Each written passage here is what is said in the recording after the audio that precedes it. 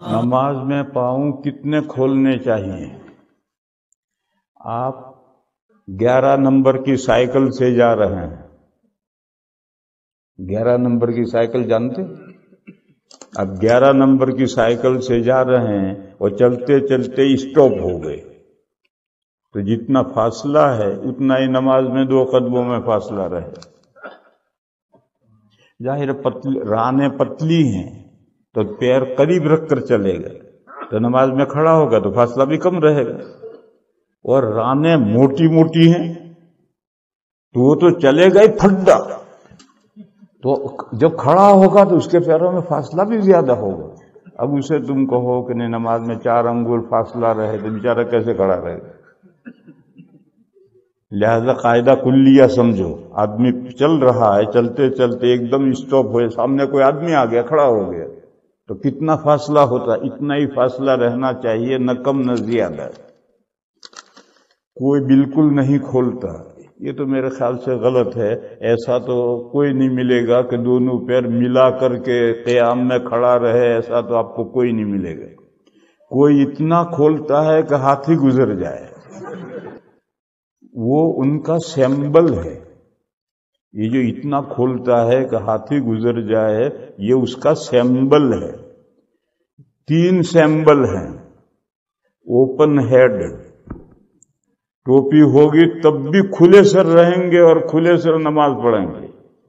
جیسے حضور نے فرمایا تھا کہ ایک فرقہ نکلے گا، سیماہم التحلیق، ان کا سیمبل ہوگا سر منڈائیں گے، سر پہ بال نہیں۔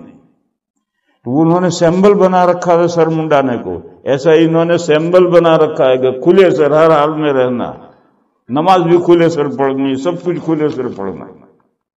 ایک اہل سنہ والجماعہ کے عالم کا ایک اسی غیر مقلد جو کھلے سر رہتے ہیں ان سے مناظرہ طے ہوا اس مسئلے پر کہ نماز میں کیسے کھڑا رہنا چاہیے۔ تو لوگ جمع ہوئے تو اس مولوی نے اس غیر مقلد سے کہا، اب براہ کرم آپ کھڑے ہوں، پہلے میں موبائل سے آپ کا فوٹو لوں گا، پھر اس کے بعد ہم گفتگو شروع کریں گے۔ تو کھڑا ہو گیا، کیونکہ ان ملکوں میں فوٹو کی قباحت مسلمانوں کے ذہنوں سے نکل گئی، گویا حلال و طیب ہے، اس کی حرمت ہی دماغوں سے نکل گئی۔ وہ کھڑا ہو گیا تو قاعدے سے کھڑا ہو، تو اس نے کہا بھئی نماز میں جیسے کھڑا ہوتا ہے اس طرح کھڑا ہو۔ اس نے کہا پھر تو میرا فوٹو خراب آئے گا۔ تو اس مولوی نے کہا بیٹھ جا، مناظرہ ختم ہو گیا۔ وہ خود کہہ رہا کہ فوٹو خراب آئے گا، تو ایسی خراب حالت میں نماز کھڑا ہو، یہ کیا طریقہ ہے اللہ کے سامنے کھڑا ہونے کا؟ اور اگر وہ کوئی کہے کہ بخاری میں ہے کہ صحابہ پیر سے پیر ملاتے تھے، ٹخنے سے ٹخنے ملاتے تھے، اس بخاری میں ہے، صحابہ، حضور کا ارشاد نہیں ہے، حضور نے کوئی حکم نہیں دیا، صحابہ پیر سے پیر ملاتے تھے، ٹخنے سے ٹخلا ملاتے تھے۔ یہ صحابہ کا عمل بخاری شریف میں اس حدیث شریف کے بعد آیا ہے۔